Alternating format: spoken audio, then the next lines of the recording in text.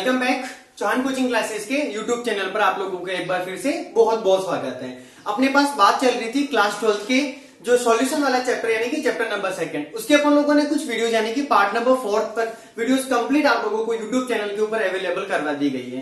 तो यदि कोई स्टूडेंट्स इस चैनल के ऊपर पहली बार आया है तो वो चौहान कोचिंग क्लासेस की प्लेलिस्ट में जाए। प्लेलिस्ट में जाने के बाद चैप्टर नंबर 2 सॉल्यूशन को सेलेक्ट करें और वहां के पीछे वाले सारे वीडियोस को एक बार प्लीज कंप्लीट तरीके से चेक कर दें। आज अपन लोग डिस्कस करने वाले हैं इसका पार्ट नंबर 5 और आज के इस टॉपिक के अंदर अपन लोग जो डिस्कस करने वाले हैं वो है उसकी विलेयता के बारे में। ठीक है, वापस बता रहा हूं मैं आप लोगों को, सबसे इंपॉर्टेंट जो बात है अपने लिए वो क्या वो सुन लो। अपन यहाँ पर जो केमिस्ट्री डिस्कस कर रहे हैं ना, इसका मतलब ये नहीं है कि अपन लोग इंपॉर्टेंट टॉपिक को डिस्कस करेंगे बाकी वालों को अपन लोग यहाँ पर स्किप करने वाले हैं। नहीं, अपन लोग सारे के सारे टॉपिक जिस प्रकार से क्लासरूम में जो आप लोगों के सिलेबस के अकॉर्डिंग टॉपिक होते हैं उसी प्रकार से हर एक टॉपिक को अपन अटेम्प्ट करते हुए आगे की तरफ बढ़ेंगे। हर एक जो अपने पास चैप्टर है उसको इजी वे में किस प्रकार ट्रिक के अकॉर्डिंग किस प्रकार इजीली टॉपिक को याद किया जा सके उसके अकॉर्डिंग अपन लोग सारी की सारी बातें डिस्कस करने वाले हैं। Right, okay. तो चलो आज की जो क्लास उसको स्टार्ट करते हैं अपन लोग। और आज का जो टॉपिक अपने पास वो कौन सा वाला है, विलेयता।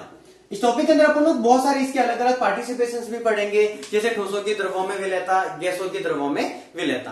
Right, okay. तो अपन बात करते हैं सबसे पहले इसकी परिभाषा के बारे में। इसकी जो डेफिनेशन है वो क्या होती है। तो अपने पास विलेयता की डेफिनेशन होती है स्थिर ताप पर किसी विलायक पदार्थ में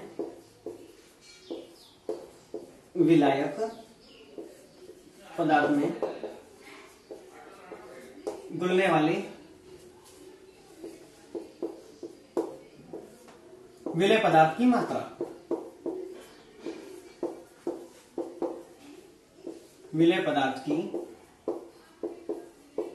को विलेयता कहते हैं।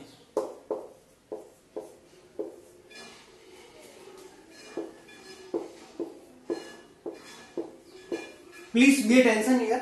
विलेयता यहां पर अपने पास स्थिर ताप पर यानी कि टेम्परेचर की वैल्यू बिल्कुल कैसी होनी चाहिए, कांस्टेंट होनी चाहिए, यानी ताप का मान स्थिर होना चाहिए। बहुत बार क्या होता है कि अपन लोग है ना ताप स्थिर को बिल्कुल फोकस नहीं करते, अपन लोग सीधे कहते हैं कि विलायक पदार्थ में जो विलेय पदार्थ घुलता है उसकी जो मात्रा है उसी को अपन लोग वो कहेंगे विलेयता। लेकिन condition apply, temperature is constant, temperature की वैल्यू स्थिर होनी चाहिए। क्योंकि यदि अपन लोग किसी अभिक्रिया के अंदर यदि अपन लोग ताप को बढ़ा दें या फिर घटा दें तो विलेयता के ऊपर इसका प्रभाव पड़ता है। विलेयता घट भी सकती है और विलेयता बढ़ भी सकती है, वो पदार्थ की प्रकृति के ऊपर डिपेंड होता है। यानी कि अपन लोग यदि हमें विलेयता के बारे में पता करना है तो अपन लोग स्टार्ट के अंदर क्या फोकस करने वाले कि टेम्परेचर की वैल्यू कांस्टेंट होनी चाहिए, यानी कि स्थिर ताप पर किसी विलायक पदार्थ में घुलने वाले विलेय पदार्थ की जो मात्रा होती है उसी को अपन लोग क्या कहते हैं, विलेयता कहते हैं। अब बात करते हैं विलेयता के प्रकार। तो विलेयता के अपन लोग यहाँ पर एक दो प्रकार डिस्कस करेंगे। तो सबसे पहला जो प्रकार पढ़ेंगे वो पढ़ेंगे ठोसों की द्रवों में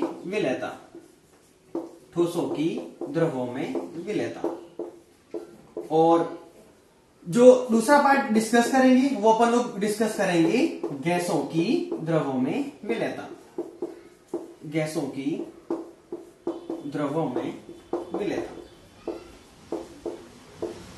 राइट, ओके। अब आप लोग प्लीज यहां फोकस कर सकते हो ठोसों की द्रवों में, यानी कि द्रव के अंदर किसको मिक्स किया जा रहा है, ठोस को। यानी कि यहाँ पर जो द्रव है वो अधिक मात्रा में है, यानी वो तो किसकी भांति बिहेव करेगा, एक प्रकार के विलायक की भांति। और ठोसों की यानी कि ठोसों को द्रवों में मिक्स किया जा रहा है, यानी वो किसकी भांति बिहेव करेगा, अपने पास विलेय पदार्थ की। यानी कि यहाँ पे ठोस तो क्या होगा, विलेय पदार्थ होगा, और जो द्रव होगा वो क्या होगा, विलायक पदार्थ होगा। लैंग्वेज के अकॉर्डिंग अपन लोगों को ये बातें बहुत इजीली पता चल रही है। ठीक है, यहाँ पर फोकस करें गैसों की द्रवों में विलेयता, यानी कि यहाँ पर गैसों की, यहाँ पर गैसें कम मात्रा के अंदर है, यानी यह तो अपने पास क्या हो जाएगा, विलेय पदार्थ, और द्रवों में यानी कि अपने पास ये क्या हो जाएगा, विलायक पदार्थ हो जाएगा। राइट, तो अपन लोग कौन सा टॉपिक डिस्कस कर रहे थे, विलेयता यानी कि सॉल्युबिलिटी। तो अपने पास अपन लोग क्या बोलेंगे, टेम्परेचर की वैल्यू कांस्टेंट होनी चाहिए, तो स्थिर ताप पर किसी विलायक पदार्थ में घुलने वाले विलय पदार्थ की जो मात्रा होती है उसी को अपन लोग क्या कहते हैं, विलयता कहते हैं। इसके 2 पार्टिसिपेशन अपन लोग डिस्कस करने वाले, ठोसों के द्रवों में विलयता और गैसों के द्रवों में विलयता। आप लोग ये सोच रहे होंगे सर एक टॉपिक और बच गया, द्रवों की द्रवों में विलयता। तो आप लोगों को घबराने की कोई आवश्यकता नहीं है। द्रवों की द्रवों में जो होती है विलयता उसको अपन लोग पायस कहते हैं। पायस वाला जो अपने पास ये जो पॉइंट है, ये जो टॉपिक है, जब अपन लोग चैप्टर नंबर 5 पढ़ेंगे तो अपन लोग वहां पर सरफेस केमिस्ट्री यानी कि पृष्ठीय रसायन, वहां पर इसके बारे में पूरा डिस्कशन है वो अलग से उसको डिस्कस किया जाएगा कि पायस क्या होता है, इमल्सन क्या होता है, राइट। तो प्लीज आप लोग एक बार फटाफट इसका स्क्रीनशॉट ले लें, फिर अपन लोग इसका पहला पॉइंट अपन लोग कंप्लीट तरीके से डिस्कस करना स्टार्ट करेंगे, राइट। ओके, तो प्लीज स्क्रीनशॉट लीजिए फटाफट।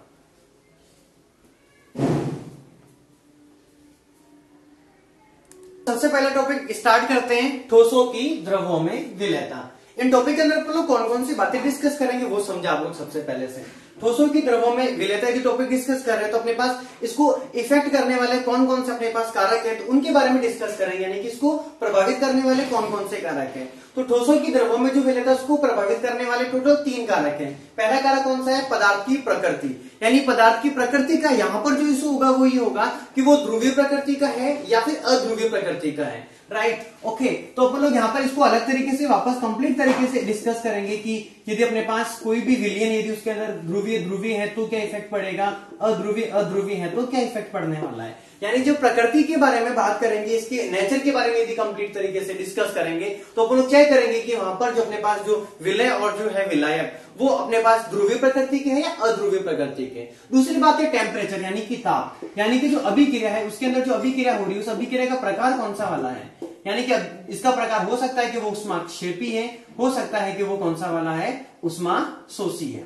उष्माक्षेपी होगा तो क्या इफेक्ट पड़ने वाला है, उष्माशोषी होगा तो क्या इफेक्ट पड़ने वाला है, बातें सारी डिस्कस करने वाले हैं, राइट। ओके, इसके बाद में अपने पास इफेक्ट ऑफ प्रेशर, दाब का किस प्रकार का प्रभाव पड़ता है वो सारी बातें डिस्कस करेंगे, ठीक है। तो अपन चलो सबसे पहले जो अपने पास टॉपिक है वो है पदार्थ की प्रकृति। इस पूरे टॉपिक को डिस्कस करना स्टार्ट करते हैं। पदार्थ की प्रकृति से क्या मतलब है उस बात को एक बार प्लीज आप लोग ध्यान से समझें। पदार्थ की प्रकृति से मतलब है अपने पास आप लोगों को ये ध्यान रखना है कि समान समान को बोलता है। क्या ध्यान रखना है आप लोगों को, समान समान को बोलता है, समान समान को बोलता है, राइट। इंग्लिश में बोलेंगे तो अपन लोग क्या बोलेंगे इसको, like dissolve like, like dissolve like. अब यहां पर समान समान का मतलब क्या है, तो समान समान का सीधा मतलब ये है कि जो ध्रुवीय वाला होता है उसमें ध्रुवीय वाला घुलता है और जो अध्रुवीय वाला होता है उसमें अध्रुवीय वाला घुलता है। बातों को ध्यान से समझे आप लोग। यहाँ पर इसका क्या मतलब हुआ, अपने पास ध्रुवीय ध्रुवीय को बोलता है, ध्रुवीय ध्रुवीय को बोलता है तथा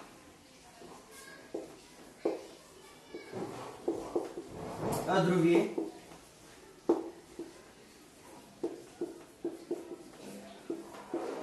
अध्रुवीय को बोलता है,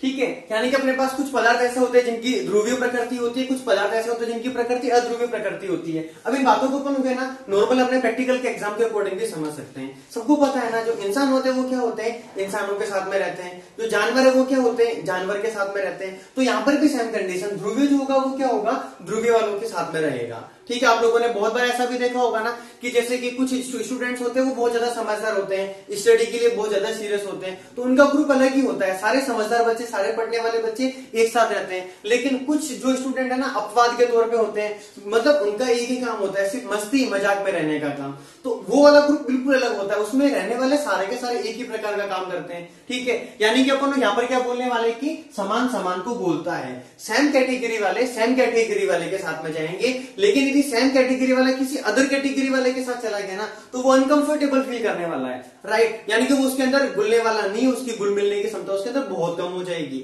यानी कि यदि अध्रुवीय को यदि ध्रुवीय के अंदर मिक्स किया जाएगा तो अपन लोग क्या बोलेंगे कि वो पूर्ण तरीके से घुलता नहीं है, उसकी घुलने की जो क्षमता होती है वो क्या होती है, बहुत कम होती है, राइट। हाँ, तो अभी अपन लोग बात करते हैं इनके एग्जांपल्स के बारे में, राइट। अब एग्जांपल के बारे में डिस्कस करते हैं अपन लोग कि यहाँ पर अपने पास जो ध्रुवीय वाला होगा वो ध्रुवीय वाले के अंदर मिक्स होता है या फिर नहीं होता है, उसकी स्टेट का यानी कि उसकी अवस्था का किस प्रकार से इफेक्ट पड़ने वाला है। तो आप लोग यहाँ पर चेक करें, अपन लोगों ने यहाँ पर जो पहला एग्जांपल सॉल्व किया है वो यहाँ पर तो अपने पास है KCl यानी कि पोटेशियम क्लोराइड, और जो सेकंड एग्जांपल है वो है H2O यानी कि जल। अपन लोग बात करते हैं KCl के बारे में। यदि अपन लोग KCl के यदि बारे में बात करें ना, तो ये एक प्रकार का आयनिक प्रकृति का होता है। इसके 2 पार्टिसिपेशन क्या हो जाएंगे अपने पास, यानी कि एक तो हो जाएगा K प्लस, एक अपने पास क्या हो जाएगा Cl माइनस। यानी कि यहाँ पर जैसे ही अपन लोग यहाँ पर KCl के बारे में बात करेंगे, ये 2 पार्ट्स में मतलब ब्रेक हो जाएगा और इसके 2 ध्रुवों का निर्माण हो जाएगा। और यदि इसका एक ध्रुव तो हो गया पॉजिटिव, इसका एक ध्रुव क्या हो चुका है नेगेटिव, यानी कि यह एक प्रकार का अपने पास डाइपोल कंपाउंड है, अपने पास एक प्रकार का ध्रुवीय कंपाउंड है। इसके द्विध्रुव आघूर्ण का कोई ना कोई फिक्स मान यहाँ पर पॉसिबल है। दूसरी बात करते हैं H2O यानी कि जल। और जल जो होता है इसका फॉर्मूला H2O, और इसके भी 2 पार्ट्स के अंदर डिवाइड होने के चांसेस होते हैं। एक होता है OH प्लस, एक अपने पास क्या होता है OH माइनस, यानी इसके भी 2 ध्रुव बन चुके हैं, यानी यह भी ध्रुवीय प्रकृति का है। और जब दोनों के दोनों ध्रुवीय प्रकृति के हैं तो ध्रुवीय ध्रुवीय को क्या कर देगा, गोल देगा, यानी कि अपने पास ये दोनों एक दूसरे के अंदर विलय हैं। बात समझ में आ गई अच्छे से। सेम कंडीशन अपने पास same condition from here NaCl is also divided by 2 parts, first Na+ and the second of Cl-। इसका एक Na+ बन जाएगा, एक Cl- बन जाएगा। H2 का मैंने जस्ट बताया H+ और OH-। तो यानी कि दोनों ध्रुवीय प्रकृति के हो चुके हैं, यानी यह भी क्या हो जाएगा, ये भी अपने पास सोल्यूबल है, यानी कि यह भी विलय है। लेकिन यहाँ फोकस करते हैं KCl तो ध्रुवीय प्रकृति का, ये अपने पास मैंने फॉर्मूला बना रखा है, इसको अपन लोग कहते हैं बेंजीन। और जो बेंजीन होता है उसके डायपोल मोमेंट यानी कि उसके द्विध्रुव आघूर्ण का जो मान होता है वो 0 होता है, और 0 बोर मैग्नेट्रॉन होने के कारण वो अध्रुवीय प्रकृति का होता है। यानी एक तो भाई साहब इंसान हो गया, दूसरा जानवर हो गया, दोनों का मेल मिलाप होने वाला बिल्कुल नहीं है, यानी कि ये इसके अंदर विलय होने वाला नहीं है। ठीक है। दूसरा एग्जांपल NaCl यदि नेफ्थलीन के साथ में यदि इसको टारगेट करेंगे तो नेफ्थलीन जो होता है उसके भी डाइपोल मोमेंट यानी द्विध्रुव आघूर्ण का मान 0 होता है, यह अध्रुवीय प्रकृति का होता है, यानी कि यह भी अपने पास कैसा हो जाएगा, अध्रुवीय हो जाएगा, यानी ध्रुवीय और वो अध्रुवीय, यानी कंप्लीट तरीके से सॉल्युबल होने वाले नहीं है। राइट। तो अपन लोगों ने यहाँ पर डिस्कस किया कि ठोसों को कि द्रवों में जो विलयता होती है उसको प्रभावित करने वाला जो पहला जो अपने पास कारक है वो कौन सा है, पदार्थ की प्रकृति। तो क्या डिस्कस करेंगे, समान समान को घुलता है, लाइक डिसॉल्व लाइक, यानी कि ध्रुवीय ध्रुवीय में घुलेगा, अध्रुवीय अध्रुवीय को घुलता है, लेकिन कभी भी ध्रुवीय अध्रुवीय को घुलता नहीं है। मैंने बाय डिफॉल्ट एग्जांपल भी बता दिया आप लोगों को कि किस प्रकार से आप लोगों को इनके ऊपर फोकस करना है। राइट। तो प्लीज आप लोग फटाफट एक बार इसका स्क्रीनशॉट ले लें।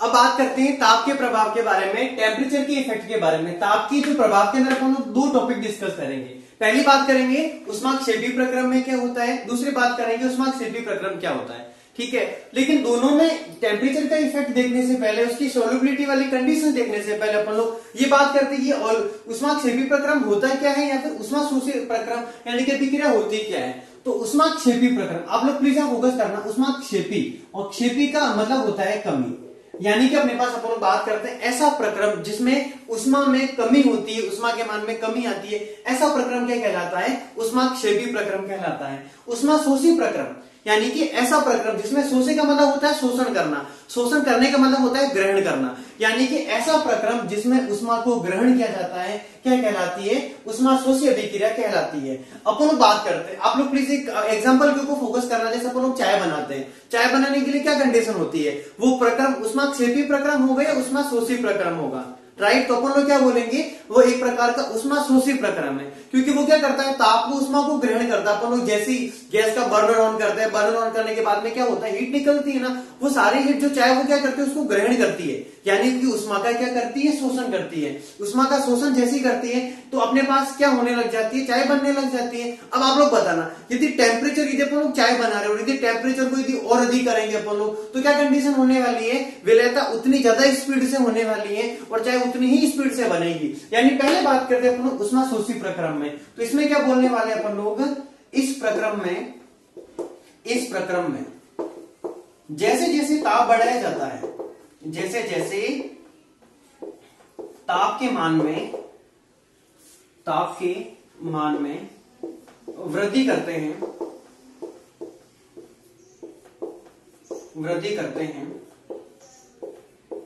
वैसे वैसे विलेयता में क्या होती है, वृद्धि होती है। विलेयता में वृद्धि होती है।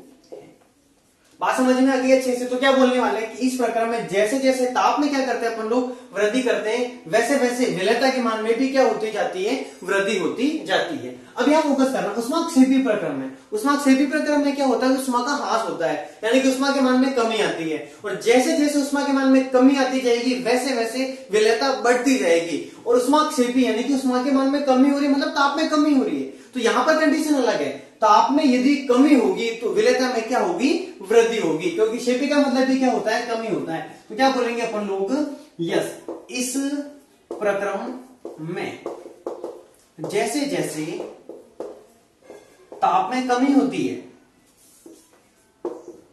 ताप में कमी होती है, वैसे वैसे विलेयता के मान में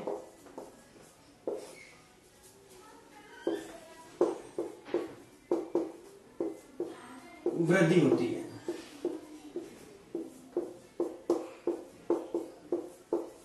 बात समझ में आ गई अच्छे से? तो प्लीज एक बार दोनों चीजों को एक बार कंप्लीट तरीके से चेक करें आप लोग। पहला जो टॉपिक है वो अपने पास कौन सा है, ऊष्माक्षेपी वाला है, और जो सेकंड है वो कौन सा, ऊष्माशोषी वाला है। तो ऊष्माक्षेपी में क्या बोलेंगे अपन लोग, इस प्रकार में जैसे जैसे ताप में कमी होती है, यानी कि क्षेपी का मतलब कमी, और ताप में कमी होती है तो विलेयता में वृद्धि होती है। लेकिन ऊष्माशोषी में क्या बोलेंगे अपन लोग, जैसे जैसे ताप के मान में वृद्धि होती है वैसे वैसे विलेयता के मान में क्या होती जाती है, वृद्धि होती जाती है। ये पूरा का पूरा जो अपने पास जो एल्गोरिथम जो अपने पास पर आता है वो ला-साती का जो नियम होता है उसके अनुसार ये सारा प्रक्रम प्रोसेस होता है कि किस प्रकार से कमी होती है और किस प्रकार से वृद्धि होती है। तो ठोसों की द्रवों में जो विलेयता होती है उसके ऊपर आप लोगों को ताप का जो इफेक्ट है वो बहुत इजीली समझ में आ गया होगा। ताप का इफेक्ट किसी एक बेसिस पे कार्य नहीं करता है, वो दोनों बेसिस पे कार्य करता है कि अभिक्रिया की प्रकृति क्या है, अभिक्रिया ऊष्माक्षेपी प्रकृति की है या फिर अभिक्रिया ऊष्माशोषी प्रकृति की है। राइट? तो प्लीज आप लोग फटाफट एक बार इसका स्क्रीनशॉट ले लें।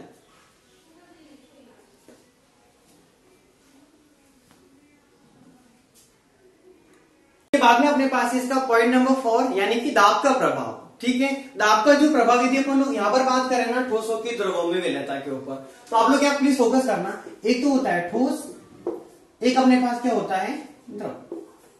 ठोस और द्रव दोनों के दोनों असंपीडीय होते हैं। यह भी कैसा होता है, असंपीडीय, यह भी कैसा होता है, असंपीडीय।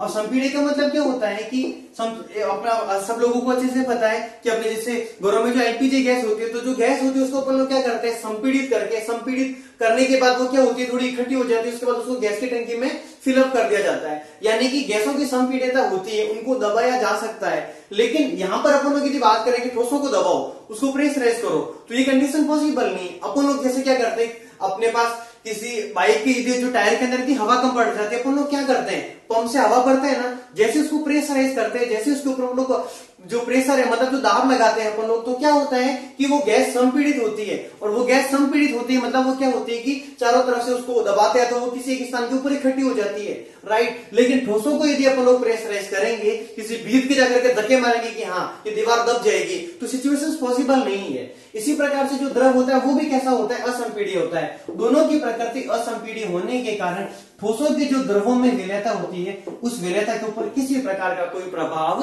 नहीं पड़ता है। एग्जाम में क्वेश्चन यदि आ जाए कि ठोसों की द्रवों में विलेयता पर दाब का प्रभाव समझाओ, तो आप लोग क्या बोलोगे कि ठोसों की द्रवों में विलेयता पर ठोसों की द्रवों में जो विलेयता होती है उसके ऊपर दाब का कोई इफेक्ट नहीं पड़ता है। क्यों नहीं पड़ता है? क्योंकि ठोस और द्रव दोनों जो पदार्थ होते हैं वो दोनों अपने पास असंपीडीय होते हैं, और इसी कारण उसको संपीड़ित करना पॉसिबल नहीं है, यानी कि उसको इकट्ठा नहीं किया जा सकता, यानी इसके ऊपर दाब लगाना संभव नहीं होता है। राइट? तो आज की क्लास के अंदर अपन लोगों ने डिस्कस किया कि विलेयता क्या होती है, विलेयता के कितने प्रकार अपन लोगों ने 2 प्रकार पढ़े, ठोसों की द्रवों में विलेयता और गैसों की द्रवों में विलेयता।